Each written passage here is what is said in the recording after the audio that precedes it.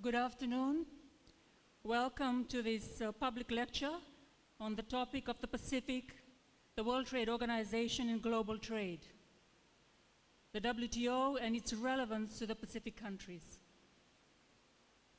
The Director General of the World Trade Organization, His Excellency Roberto Azevedo, Dame Meg Taylor, the Secretary General of the Pacific Islands Forum Secretariat, the Deputy Vice Chancellor, Professor Derek Armstrong, distinguished guests, ladies and gentlemen.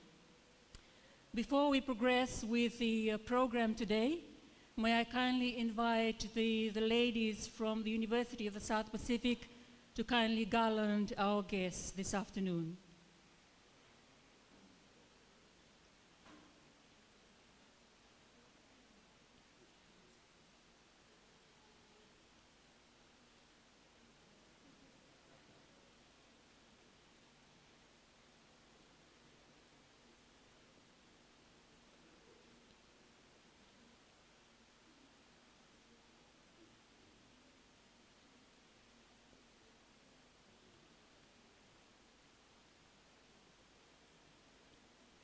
Thank you very much.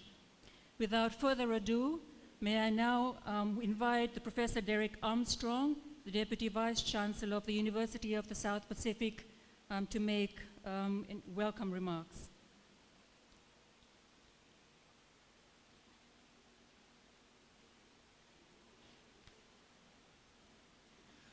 Thank you very much indeed. And Director General of the World Trade Organization, Mr. Roberto Azevedo, Secretary General, Pacific Islands Forum Secretariat, Dame Meg Taylor, Permanent Representative of the Fiji Islands Forum Secretariat to the WTO, Ms. Mere Falamaki, senior trade officials of the Pacific Regional Governments, the Acting Dean, Faculty of Business and Economics, Professor Arvind Patel, invited guests present here and those who are joining us by the live streaming from our regional campuses this evening, staff and students of the university, ladies and gentlemen, Nisambula Vanaka, and a very good and warm evening to you, a warm welcome to you this evening to the University of the South Pacific. The timing of this event is actually very good for the university. At the moment, as you may be aware, the university is celebrating its 50th anniversary. And it is very fitting, therefore, that in this important year, we are able to host this important lecture this evening by the Director General of the World Trade Organization, Mr. Roberto Azevedo. Now, in our opening remarks this evening, Dame Meg Taylor, I understand, will cover the Pacific trade agenda and provide a broader picture of regional trade issues facing our small and vulnerable developing economies. Facilitating consistent trade from the region is no doubt difficult, and I salute the regional trade agencies, including the WTO, for leading us through these difficulties. As a technical and academic institution, we will also actively do our best to facilitate and promote such activities for the benefit of our region.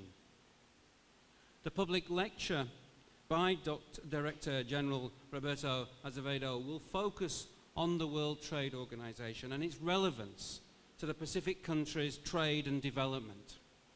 Given the nature of our economies, the World Trade Organization's special and preferential treatment continues to promote our economies and the welfare of the Pacific communities, including others in the ACP region. The WTO has been very accommodating in providing technical and capacity development support to the region, and the presence of the PIF's permanent resident in Geneva is hallmark proof of this. This lecture this evening allows the DG, I think, the opportunity to add to the series of collaborative events that I'll be hosting here at the university. Earlier in February this year, we hosted a 2-day Aid for Trade conference jointly organised by the WTO, the Asia Development Bank, and the Department of Foreign Affairs and Trade in Australia. Furthermore, in collaboration with the Pacific Islands Forum Secretariat, we've been providing technical support to trade-related workshops and training for regional trade specialists over the years. We will also provide our input to the Pacific Aid for Trade strategy consultations, which are forthcoming. And I gather that the School of Economics is organising a half-day seminar on economic partnership agreements jointly with the European Union later this week, on Friday I think it is. I'm also informed that the WTO would like us to host their intensive training on trade policy framework for the region, and I'm looking forward to those conversations later this evening with the Director General. So the university appreciates collaborations with our development partners and crop agencies. We have achieved many milestones together through such engagements, and I acknowledge PIFS and WTO and their continued engagement with the university. I look forward to both the excellent presentations this evening and to the discussions that will follow. Renaka Vakalevu, and thank you very much.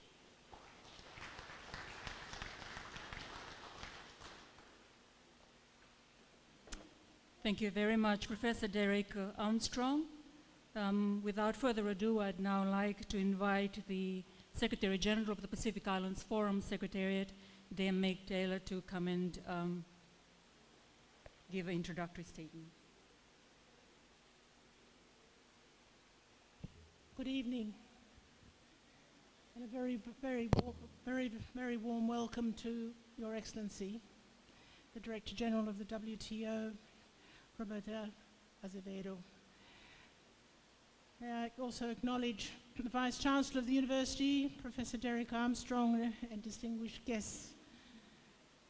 And let me join your Deputy Vice Chancellor in welcoming our guest who's travelled many miles to be with us, a native of Brazil, who keeps telling me that this distance to the Pacific is longer than going home to Brazil from Geneva.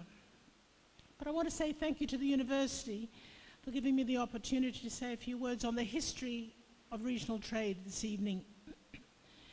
Let me take you back to the establishment of the South Pacific Bureau for Economic Cooperation, today known as the Pacific Island Forum Secretariat.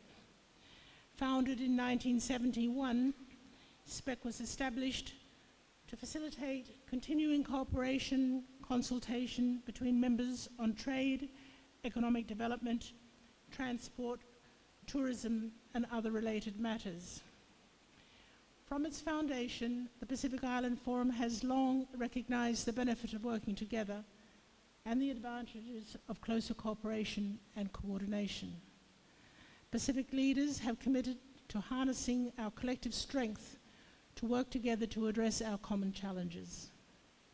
With this in mind, Forum leaders in 2017 reaffirmed the framework for Pacific regionalism as their platform for renewed commitment to collective action.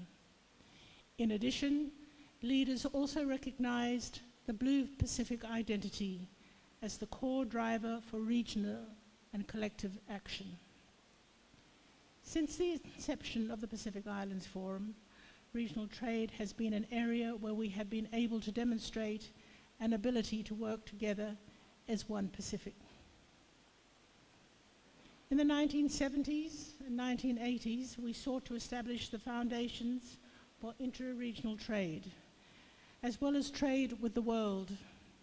And so it was during this period that we entered into foundational agreements such as the South Pacific Regional Trade and Economic Cooperation Agreement. Some of you may remember SPARTACA, an agreement amongst Forum members through which Australia and New Zealand provided duty-free entry on imports originating from the Forum Island countries. And the Lomé Convention between the European Union and the ACP states, the Africa, Caribbean, Pacific states, offering duty-free or concessional duties on selected Pacific exports. As we know, the 1990s saw rapid advances in globalization, coupled with progress in ICT, laid the foundation for an increasingly liberalized world economy. The entry into force of the World Trade Organization agreements in 1995 saw the reduction of trade barriers in goods, services, and investment, and led to significant increases in global trade.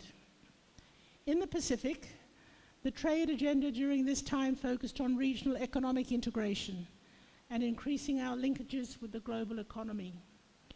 During this period, we sought to engage in multilateral processes with a view to ensuring that our regional interests were taken on board in global negotiations. As we entered the new millennium, Pacific Island countries concluded the Pacific Islands Country Trade Agreement, PICTA, a free trade agreement amongst the 14 Forum Island countries which would assist their gradual integration into global trade, and successfully for several of our member states trading actively under this arrangement, Fiji and Samoa in particular.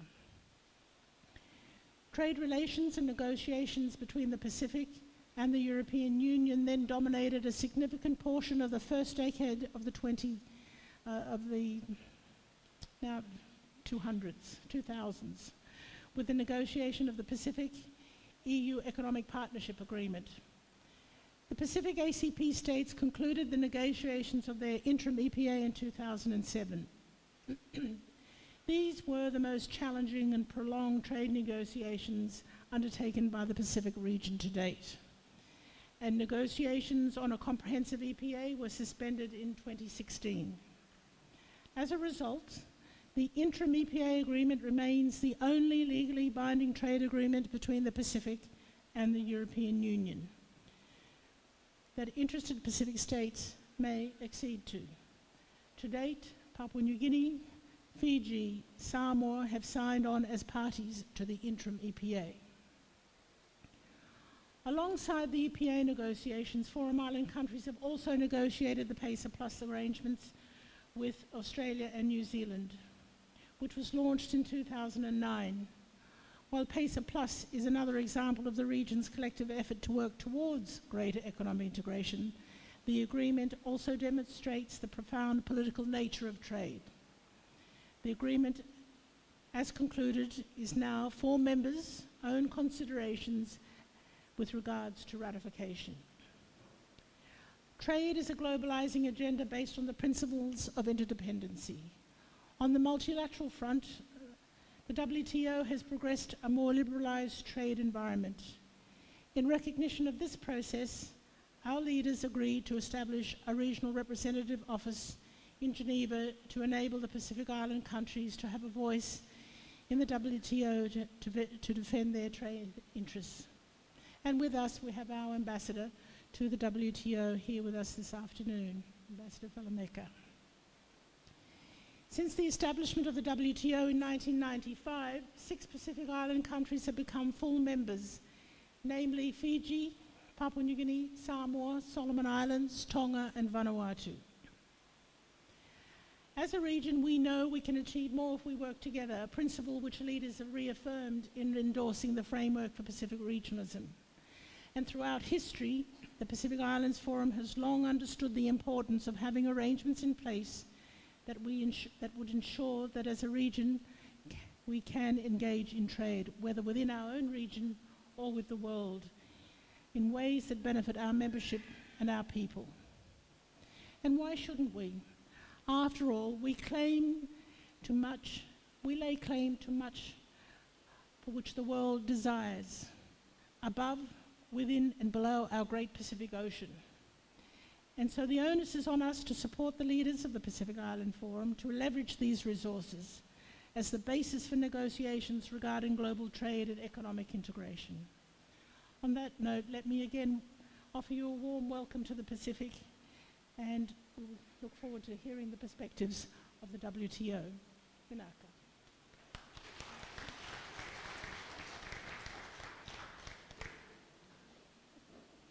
Thank you very much, Secretary General of the Pacific Islands Forum Secretariat.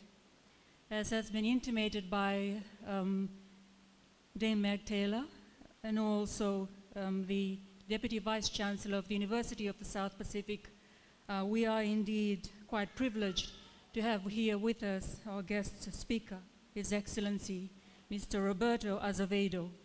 I'd now like to request him to come and present a public lecture for this afternoon.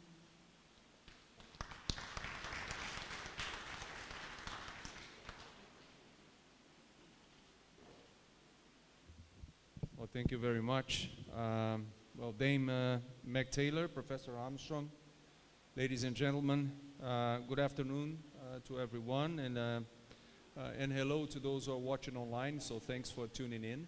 I don't know where they are, but whatever. I'm very pleased to be here today at the University of the South Pacific, and thank you very much for your kind invitation, and by the way, congratulations then on the 50 years as the leading academic institution in the Pacific. And I think that this institution embodies the close cooperation, unique challenges and opportunities that exist here in the Pacific.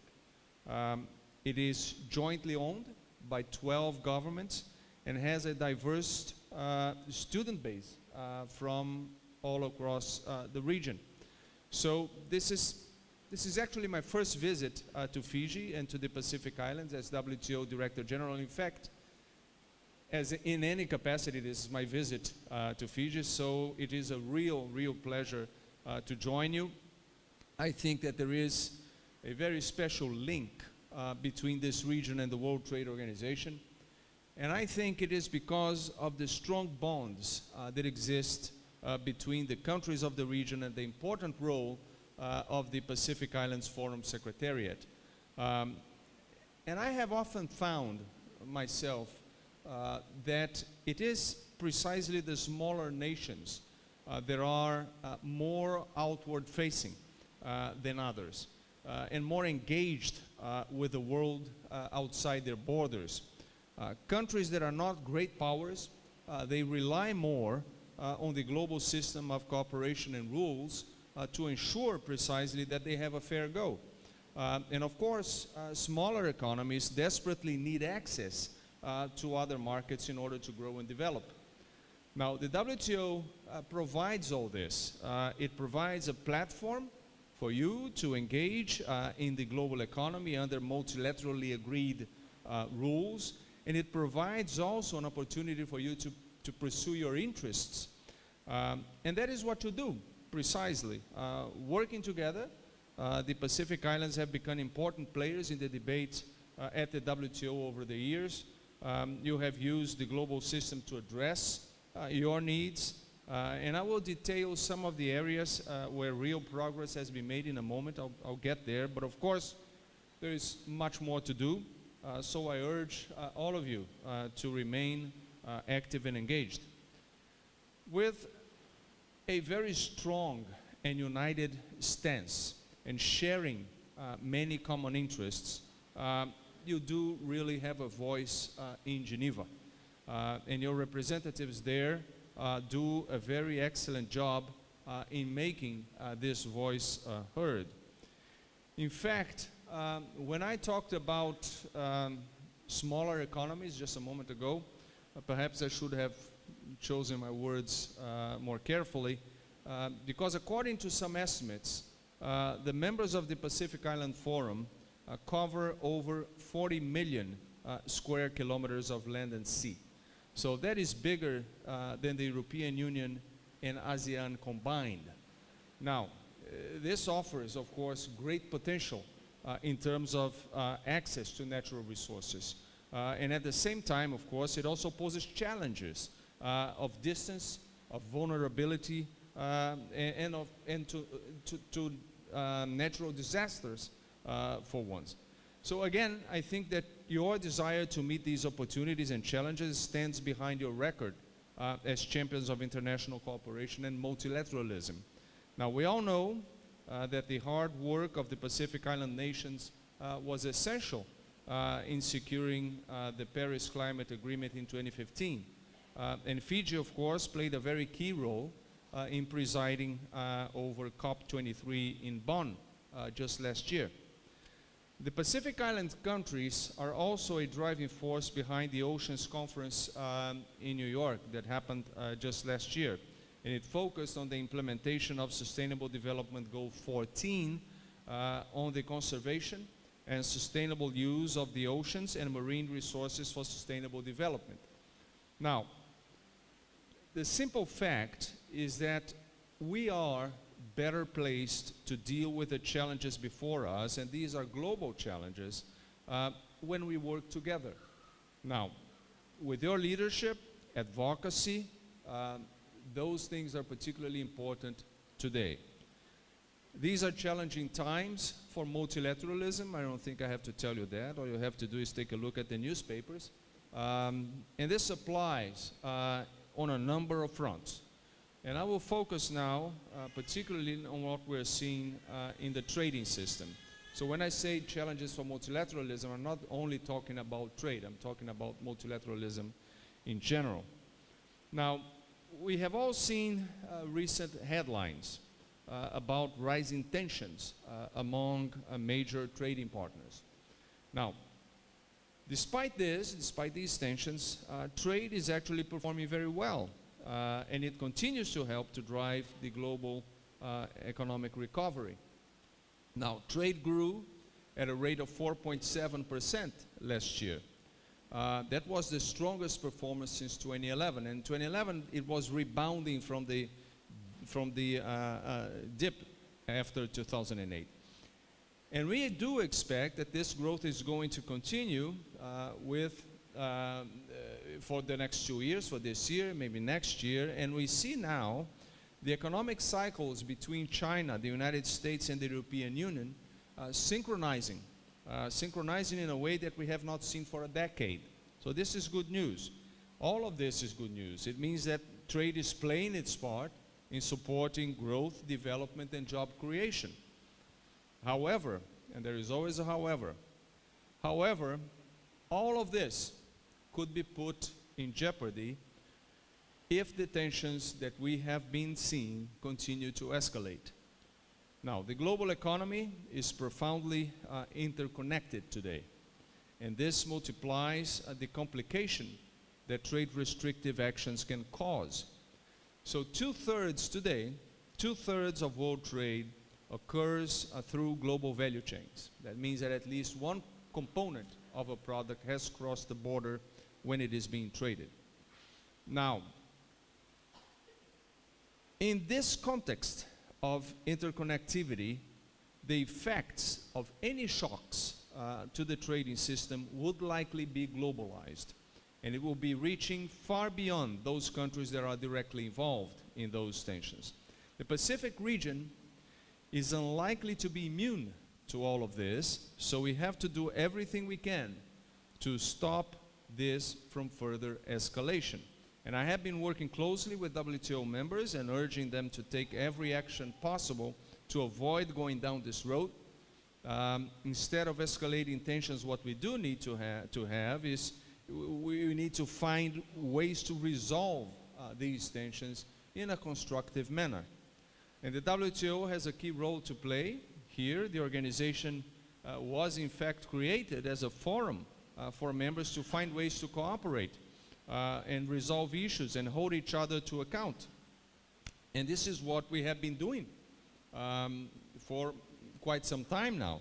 And in fact, I would argue that without the WTO, we would have started a trade war some years ago.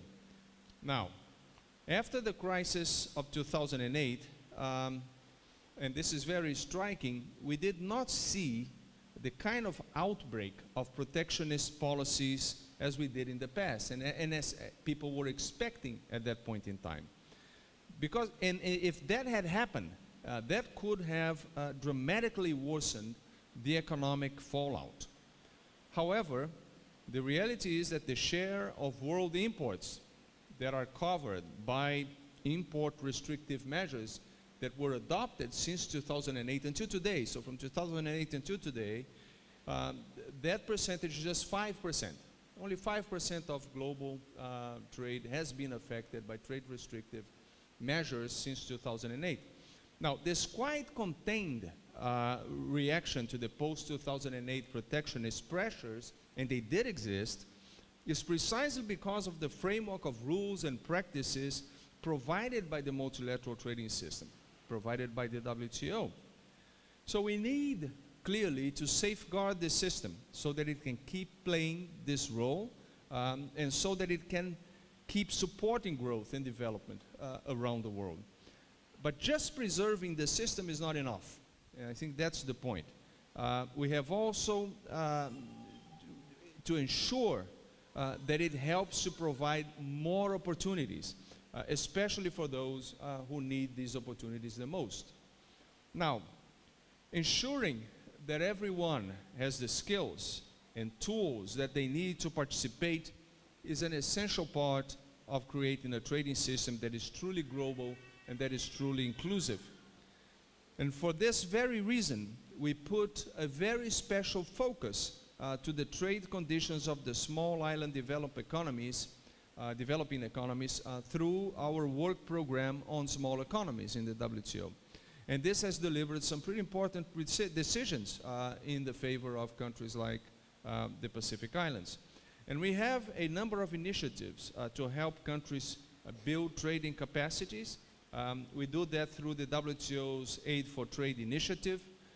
We provide developing countries with targeted assistance to improve their trading infrastructure. Since 2006, the initiative has committed around $4.1 billion to Pacific Island economies. We also support an initiative called the Enhanced Integrated Framework, and this one helps least developed countries to build their capacity to trade. The EIF, that's the Enhanced Integrated Framework, it has developed a number of projects in the Pacific helping countries leverage their trading potential. For example, Vanuatu has been helped in rebuilding its tourism infrastructure in the aftermath of Cyclone Pam. And on all of these fronts, we work very closely with the Geneva Missions of the Pacific Island Forum's Secretariat to ensure precisely that these initiatives are focused and that they deliver to the actual needs of the country. So I should note also that a number of Pacific members, namely Fiji, Solomon Islands, and Vanuatu, they have also opened missions in Geneva. And I'm hopeful that the others will follow in due course.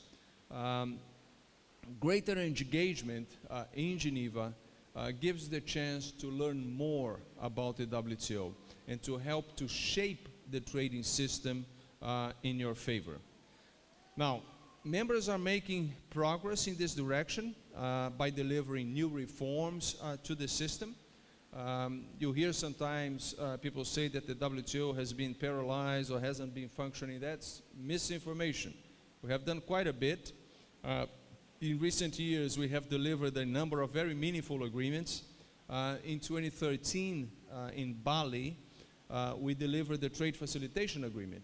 Now, it was the biggest multilateral deal in a generation, and it will have huge economic significance, potentially cutting trade costs globally by an average of 14.3%, with the biggest gains going for developing and least developed countries, including here in the Pacific.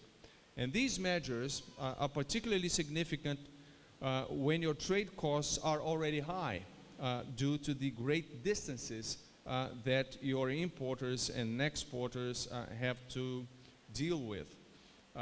Fiji, Papua New Guinea, Samoa, they all have already ratified this deal, and I am encouraging the other WTO members of the Pacific Islands to do the same as quickly as possible. So I was talking about 2013. In 2015, so 2 years later, in Nairobi, Kenya, members came together to deliver the biggest farm reform since the creation of the WTO, with the decision to abolish and completely eliminate agricultural export subsidies.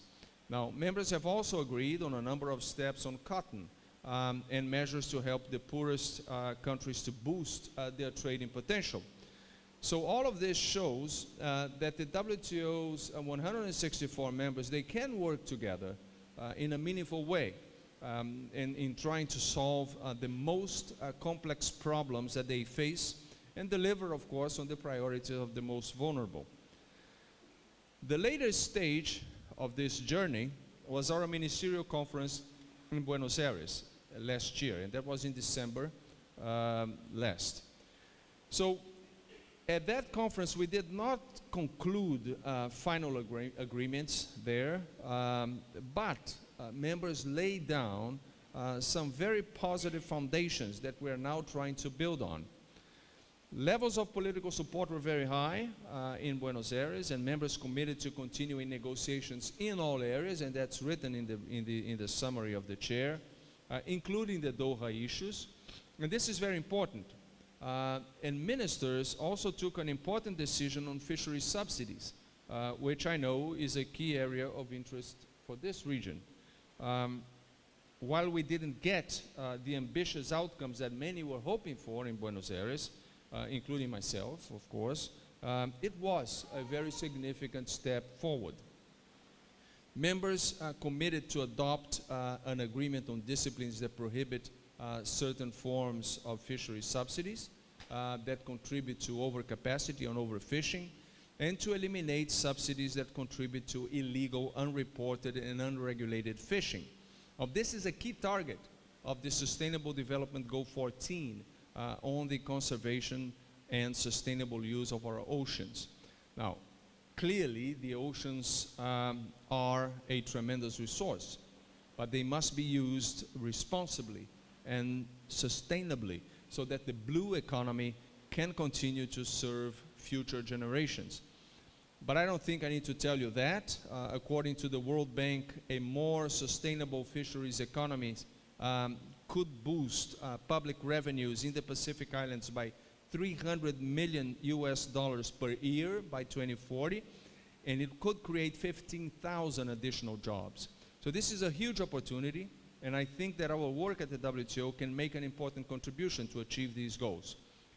Members have agreed in Geneva, they are meeting, they have agreed already on a work program for fisheries subsidies negotiations for the coming months. Meetings already started last week in Geneva, so let's make sure that we deliver on this very vital issue. Also, in Buenos Aires, groups of WTO members announced new initiatives in a number of areas that they find important. So they are now talking about how to help promote electronic commerce for inclusiveness, how to support smaller businesses to trade so that they are not crowded out by the bigger players, how to facilitate investments, and also how to ensure that trade contributes fully to the economic empowerment of women. So there have been meetings under each of these initiatives that I just mentioned in the recent months, and in each case there seems to be real momentum. It is very positive that members are seeking to use the WTO to tackle matters that they consider to be of pressing economic importance. And it is interesting to look at the composition of these new groups, because they encompass developed countries, developing countries, least developed countries from all regions. So, of course, each member of the WTO will have to determine for themselves whether and how to engage in these areas. Now, that said, I think that there could be interesting opportunities for the Pacific Islands here. Studies show, and this is just an illustration, that improved internet connectivity in the Pacific Islands could add more than $5 billion to the region's GDP and close to 300,000 additional jobs by 2040. So more investment, particularly in infrastructure, could also help the region to tackle many of its trade costs and boost the Pacific's integration into the global economy. We know that building a resilient infrastructure is a priority in the Pacific, especially due to the ever-present risk of natural disasters. The economic costs of such events are very high, to say nothing about the human cost itself. Some estimates show that these disasters can hit GDP by 0.5 to 6.6% annually. That's huge. And climate change will only increase the level of risk and vulnerability. Rigorous studies suggest that the frequency and the severity of natural disasters are likely to increase. So this issue is not going away. So we need to be better prepared and better informed the next time we are called upon to respond. And in this vein, the WTO members have started already a dialogue very recently in Geneva on how trade policies and practices can help in dealing with natural disasters. The wrong measure could stifle recovery, erode resilience, and restrain development. But the right policy can help improve supply-side capacity and restore trade after a disaster, boosting recovery. So we have to get this right, and we have to contribute in any way we can. To help inform this discussion, just last month, we launched a new research project to help countries analyze how trade can help them respond to and recover from natural disasters and build resilience to such events. It is a very important piece of work. I am confident that the trade community can play a positive role in responding to this very urgent issue, and I'm ready to support the WTO members in this effort. So the WTO is here to serve members. It is here to serve you. And I want to see the WTO helping this region to meet the big challenges ahead, whether it's meeting the urgent imperative of development or delivering improved resilience and recovery from natural disasters. And I want to do all we can to help you seize some of the big opportunities on the horizons too. So whether it's boosting tourism, creating a framework for more sustainable fisheries, or realizing the benefits of improved internet access and connectivity, that's our job. But to deliver, we also need your support, especially at a time when multilateralism is under strain. So I do urge all countries in the region to use the system and speak up for the system and for your interests in the system. Global cooperation is a precious resource. So it is the only way that we will meet the challenges before us and seize the opportunities. It is the only way to deliver the kind of future that I believe that people in this region want and deserve. So I'm really looking forward to working with you all to that end, and who knows, hope to see you in Geneva at some point in time. So thank you all very much. Again, it's a great pleasure to be here.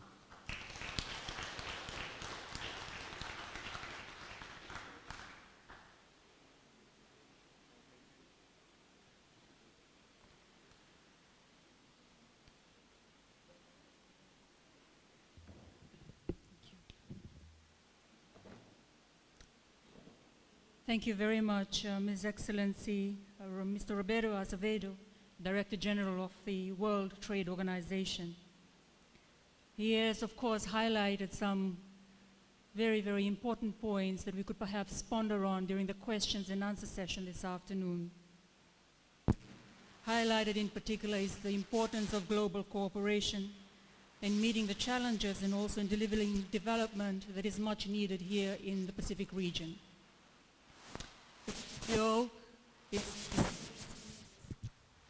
And the region to address resilience and also ways of recovering from natural disasters, and more importantly on capitalizing on the opportunities that could emanate from being integrated into the multilateral trading system, whether it be in the area of tourism development of the fisheries sector in the region, and also improving connectivity through investment in infrastructure development.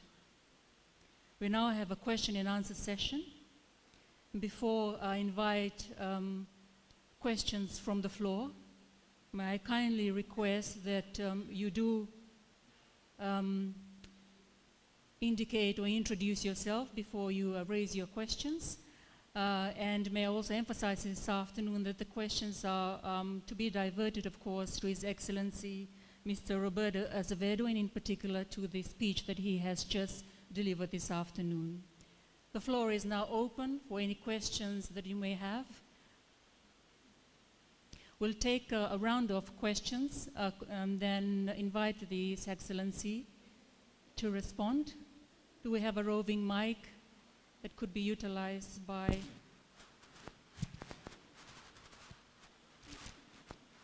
Thank you very much.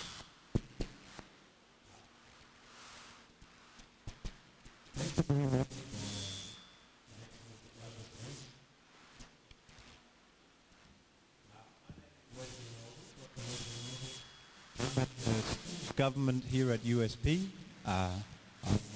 published on the Pacific in the global trade negotiations. I have recently published a history of the Pacific participation in global trade negotiations at the WTO and regional trade negotiations. But my question relates specifically to your presentation. You mentioned, of course, the very important issue of climate change, an issue that's close to our heart here in the Pacific. Fiji, first nation in the world to ratify the Paris Agreement, was hit a week later by the strongest cyclone ever recorded in the Southern Hemisphere. So, of course, this is an issue that affects development in the Pacific. But my question is with regards to climate change mitigation. So, and what role for the global trade regime around the world? Every year, there's something like $450 billion worth of subsidies for fossil fuel production. So WTO members worldwide are subsidizing the production of fossil fuels, which of course is driving climate change and seems ridiculous. So the question is, I have two questions. One is a general question. How can the WTO help with tackling subsidies for fossil fuels? And the more specific question, closer to home, in this part of the world, the largest contributor to climate change is coal exports from Australia. Australia is the world's largest coal exporter, currently subsidises fossil fuel production and export to the tune of $11 billion a year, and is proposing things like a $1 billion concessional loan for what will be the world's largest export coal mine. And the specific question is concessional loans for coal exports WTO legal?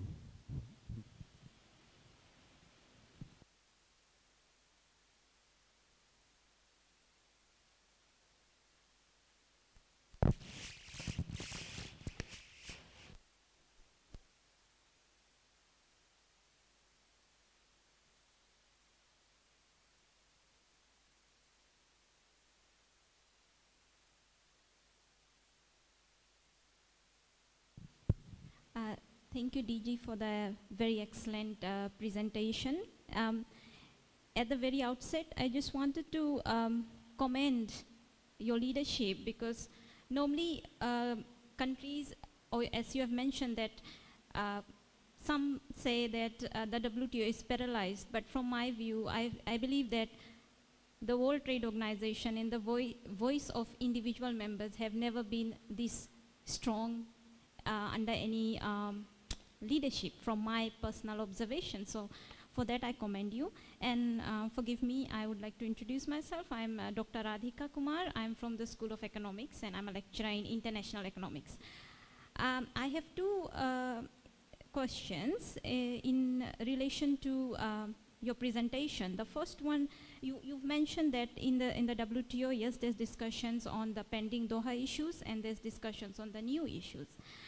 So in relation to the new initiatives, you've mentioned about e-commerce, and you've also mentioned about the importance of internet connectivity. From my previous interactions at the WTO, I note that some members are not contesting the notion of the importance of e-commerce, right, to development. But in terms of the disciplines in relation to e-commerce, there has been some issues.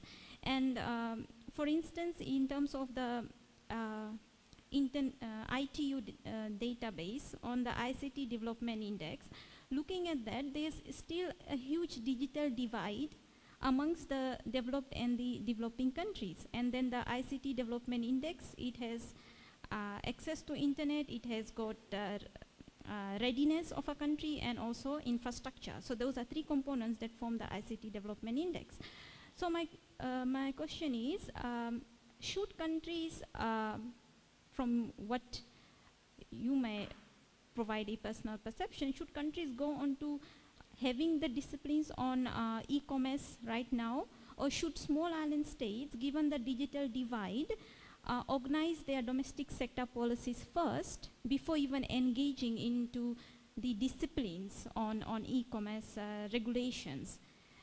And also on the latest, which I also read, on the initiative on the discussions on trade and natural disaster. Of course, we also understand that WTO is a multilateral trading system and it makes trade rules.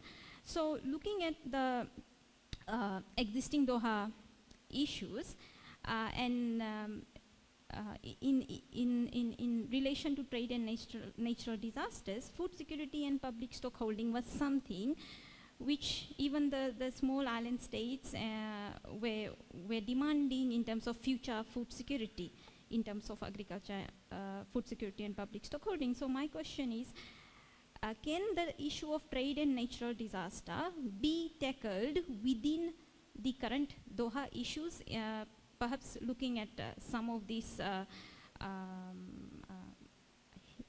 discussions where issues of trade and natural disaster can be captured?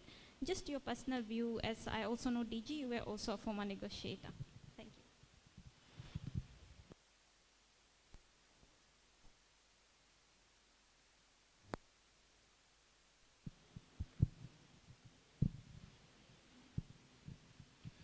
Yes, hello there, Mr. Roberto. Thank you very much for coming to our lovely country.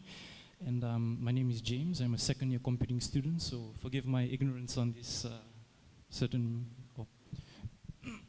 Oh, sorry. Said it? All right. Yes, sorry, I'll go on that again.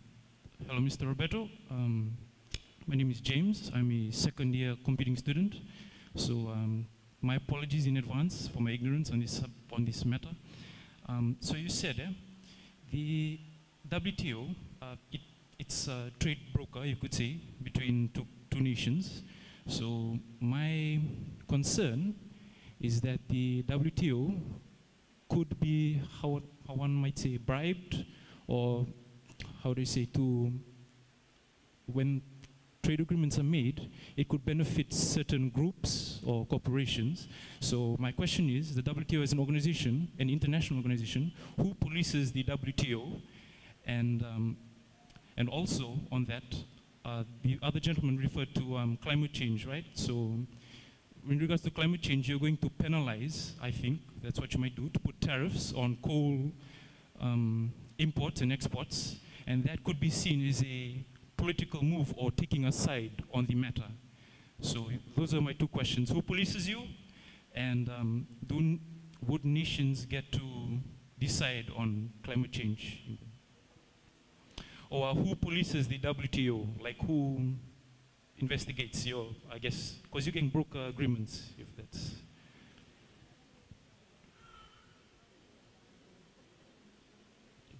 Yes, sorry for that.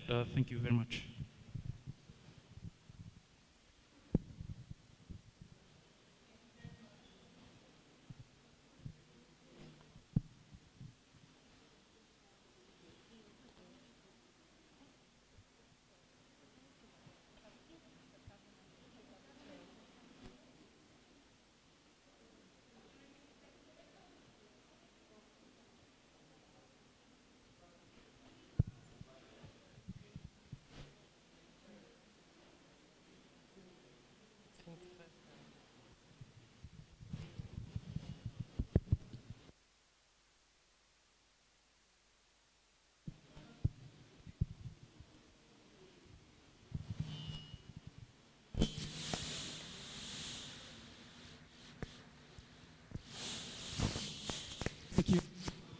Thank you, Director General, for the presentation. Mine goes to my name is Mark Lipton. I am the Research Director for the Pacific Regional ICT Regulatory Resource Center, which is based here at the University of the South Pacific, and we are funded by World Bank. My question goes to the WTO decision-making dispute resolution process.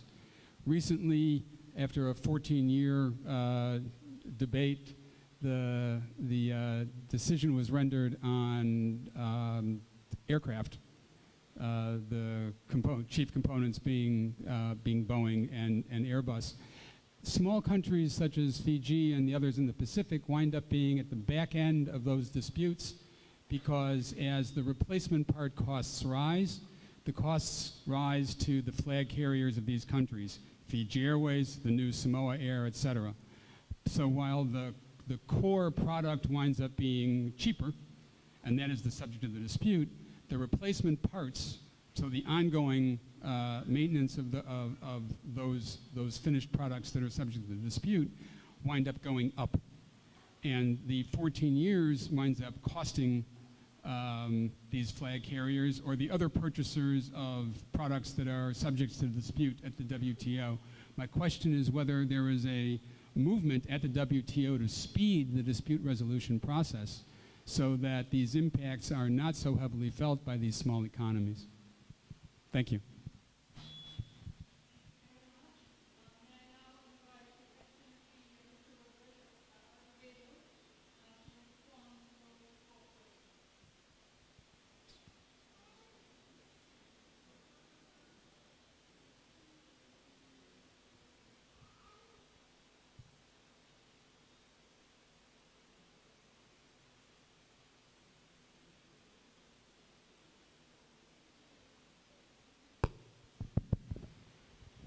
All right, I hope you can hear me better than I could hear you, but we'll try. Many questions. I could take another hour or so answering each one of them, but I will try to be concise and as clear as I can about each one of them. On climate change, and particularly the issue of how the WTO can help and what can be done in the WTO. I think we have to be quite clear. The WTO is not the forum for the discussion on climate change. We have that in the UN, and that's what they do. So there is no forum of conversations in the WTO to address specifically the issue of climate change. What we try to do is how can trade in one way or another help the issue of climate change. So for example, but that at the end of the day is of the initiative of members. It's not the WTO, I myself or the Secretariat that is going to drive the agenda. We cannot do that. The moment I try to do that, members will crucify me, and I'm not keen to be crucified right now. So they have to take the initiative, and they have been taking the initiative in some ways. For example, there were ongoing negotiations on environmental goods and services. So that was a way to facilitate the dissemination of technologies that reduce the emission of carbon and that facilitate or help the green economy.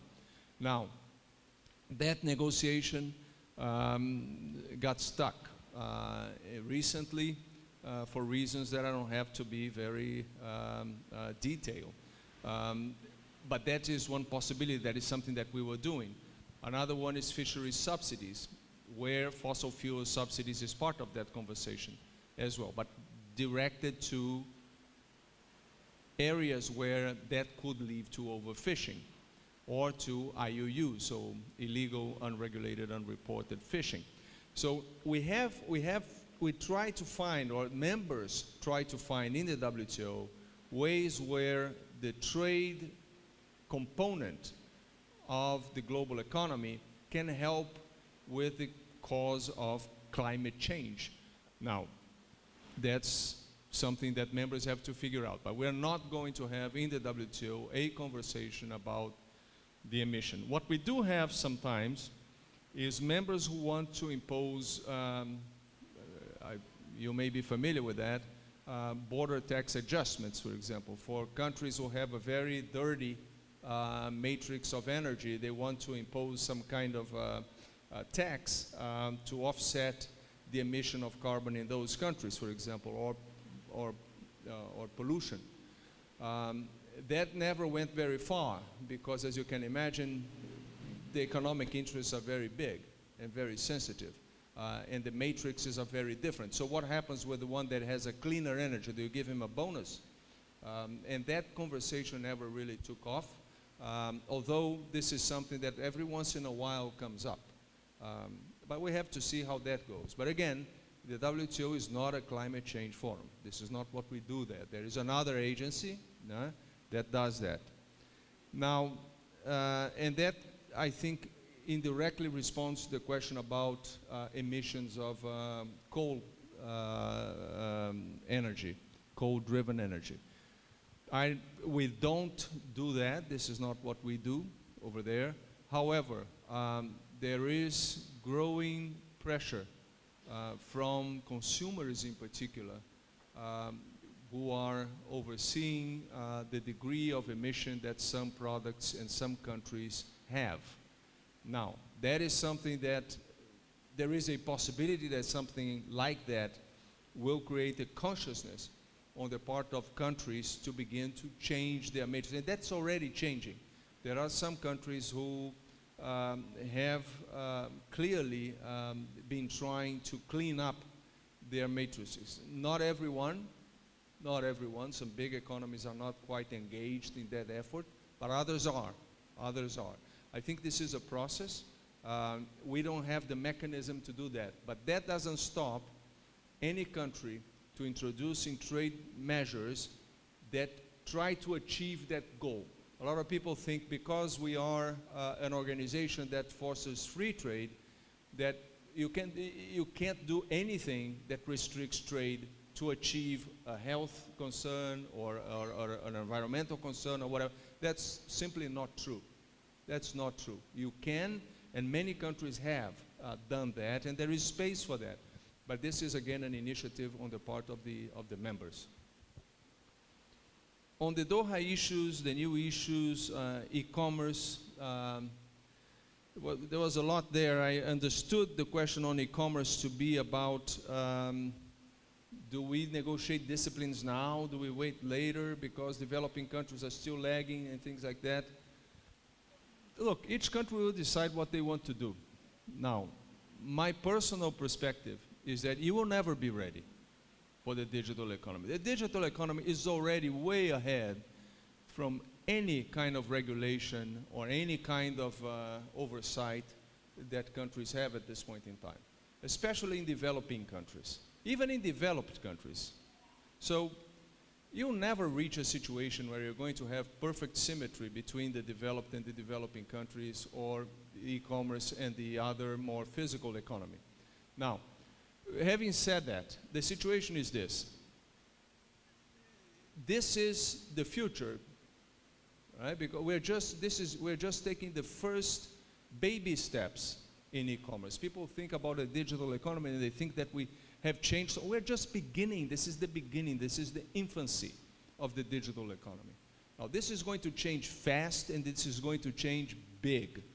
So the reality is that countries are beginning to come to terms with what that means. For example, consumer protection. What kind of consumer protection do you have when you buy a product that's coming from another country? There is no importer any longer. You deal directly with the exporter. So whose law applies? Electronic signatures, or even more privacy issues. Do countries protect in the same way or differently? All those issues are out there. And they're very difficult to handle. Now, so they're trying to negotiate and talk about standards. Do we need standards? And if so, which standards will foster the economy, not stifle the economy? So that's another discussion. Now, that conversation is going to happen. You cannot expect that if the WTO does not have this conversation, that the world will stop. It is going to happen. If it not happens in the WTO, it will happen at the OECD, it will happen in the G20, it will happen somewhere. So the WTO, a conversation in the WTO at least offers the developing countries and the smaller economies a chance to participate in this conversation, to try to give their perspective in that conversation. I, for example, have been saying to the proponents who have been discussing this in the WTO, they have to give a focus also on infrastructure, on connectivity. Some countries in the WTO, they say, how can we talk about e-commerce? I barely have energy, right? Electricity. So how do we do that? And that's something that we have to be mindful of. The only way that you can get a conversation that is inclusive, that takes everybody's perspective, is to have participants of all levels of development and all levels of the size of the economy. Otherwise the big are going to do it. And it's going to be their rules. It's going to be their standards with nobody else's input. And I think that would be regrettable. That's my view. Now, disciplines now or later, look, you decide. You want disciplines, you participate. If you don't want disciplines, you're out. You don't participate. I think that the future of the WTO and the future of multilateralism is in flexibility. If you try to impose things on everyone, it's not going to happen. It's not going to happen. So we need to be flexible. We need to allow countries to participate, to engage, and to accept disciplines to the extent that they want to the extent that they can. And that's something that we should bear in mind. On the Doha issues and the new issues, I think the Doha issues are still very much part of the conversation. I think members who are driving conversations on investments, facilitation, on small and medium enterprises, on e-commerce, they want the Doha issues. They're big proponents of several pillars of the Doha issues conversation. They're not going to let that go.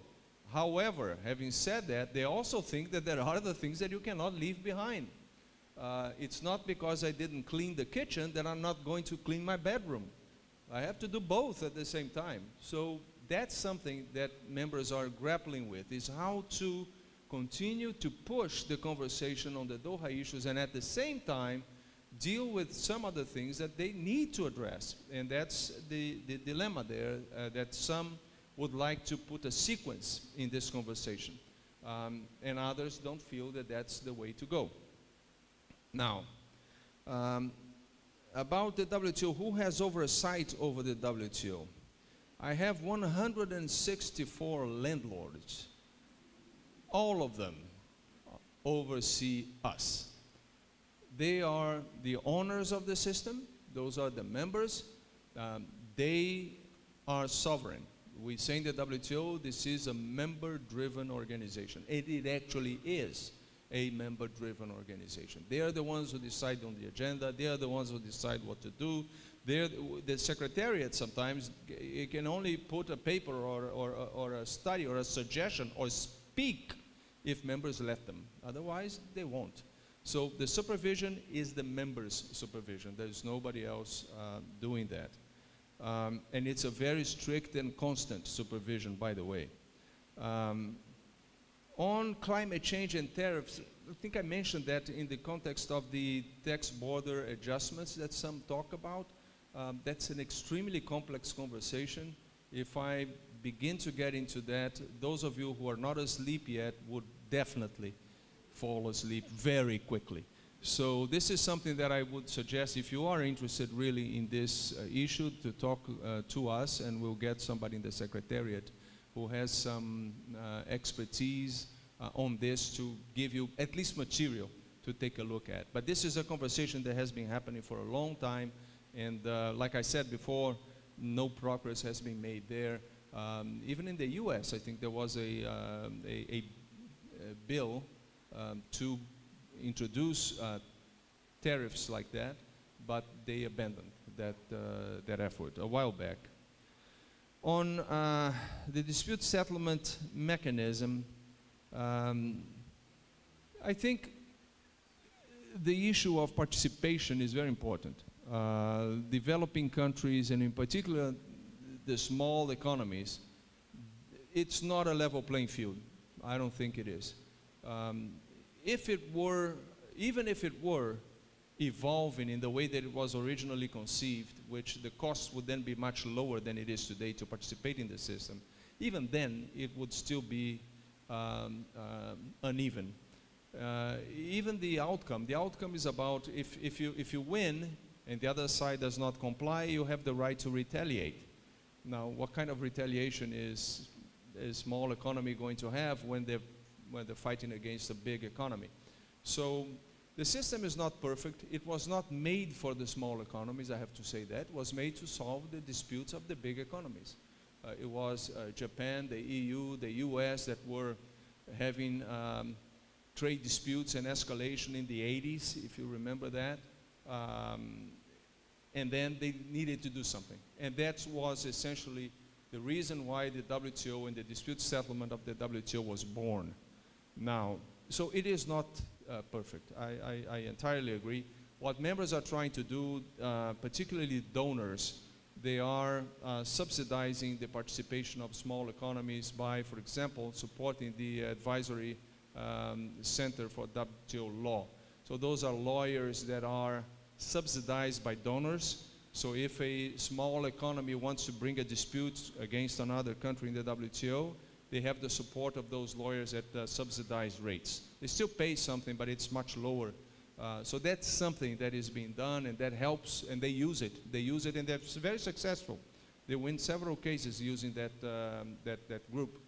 Now, in terms of retaliation and things like that, it's never going to be even, not in this way. As far as the speed is concerned, that's a challenge. What I can tell you is that despite the complaints that sometimes it takes a year and a half, maybe two, that is the fastest adjudicating system in the world. So it's still pretty significant how it's done, and the quality is very high. There are complaints, there are, of course, ways to improve it, but it has become very complex. I just want, when I litigated for my country, for Brazil, for several years. And when I started that, I read one, we were beginning to litigate against the EU on sugar. And I read the paper, a similar dispute that happened between the two, Brazil and the EU, under the GATT. And that dispute, it had 25 pages, the whole thing, the description, everything. 25 pages. The report, and that included annexes and everything. There were no annexes at the end of the day. The dispute today, a mid-sized dispute, the report would be about 400 or 500 pages. With the annexes, it's thousands of pages. So it has become much more complex than it was before. And that is a big challenge, I think, for the system. You cannot ask three guys, and I have been one of them in a few instances, to read thousands and thousands of pages and get it done within 30, 50, 60 days. It's not going to happen. So we need to have also the cooperation of members in streamlining and expediting the system.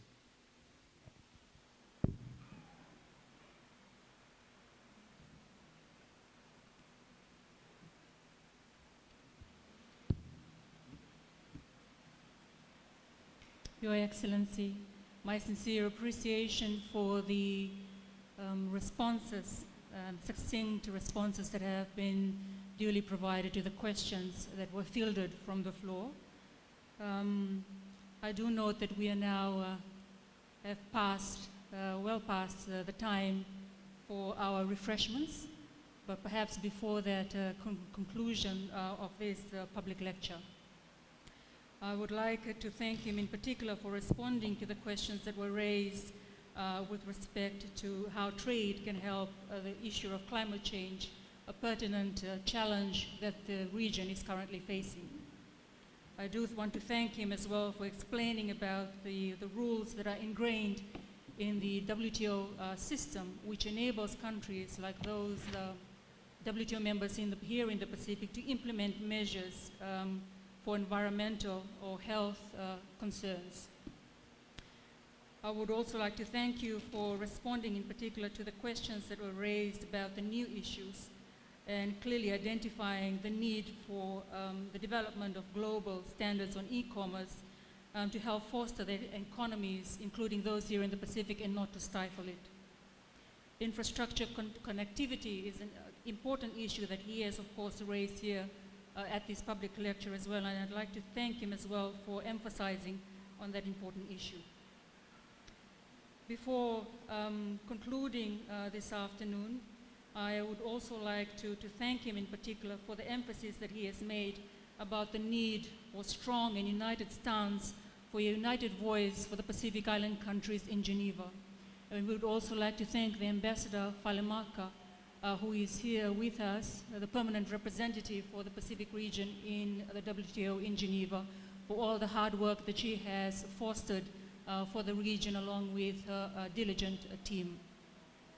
So without further ado, the Director General of the World Trade Organization, Your Excellency Roberto Azevedo, Dame Meg Taylor, the Secretary General of the Pacific Islands Forum Secretariat, the Deputy Vice Chancellor, Professor Derek Armstrong, distinguished guests, ladies and gentlemen, thank you for attending the public lecture this afternoon. If you do have any additional questions that you would wish to raise with the WTO team, including His Excellency, you're more than welcome to do so during the refreshment which is currently provided here in the foyer. Have a wonderful afternoon.